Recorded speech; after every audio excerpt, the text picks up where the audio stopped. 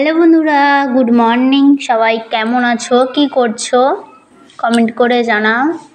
এখন বাজে 7:30।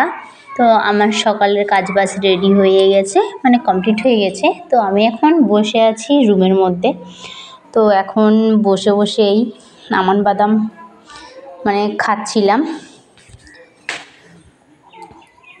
আমন্ড বাদামটা প্রত্যেকদিন সকালবেলা আমার খালি পেটে খেতে হয়, তাই বসে পড়লাম আমন্ড বাদাম নিয়ে।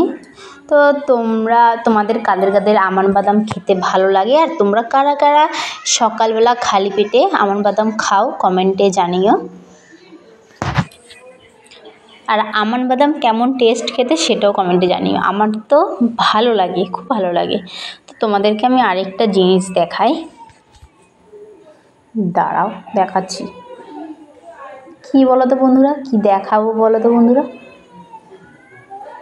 এ দেখো খেজুরের প্যাকেট।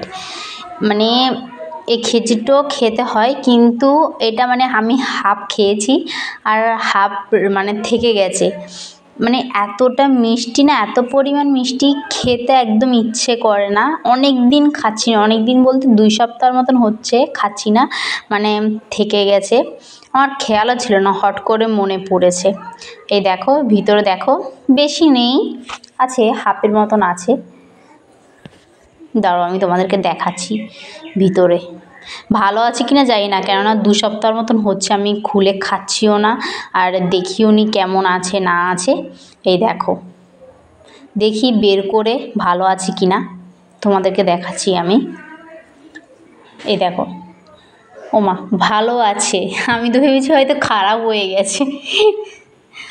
তো ভালো আছে, আমি খাবো না, খুব মিষ্টি লাগে। মানে দাঁতে মানে মুখে দিলে যেন কেমন, শরীরে যেন কেমন করে, ভালো লাগে না, খুব মিষ্টি লাগে। তো তোমরা কমেন্টে জানিও তোমাদের কাদের মানে খেজুর ভালো লাগে।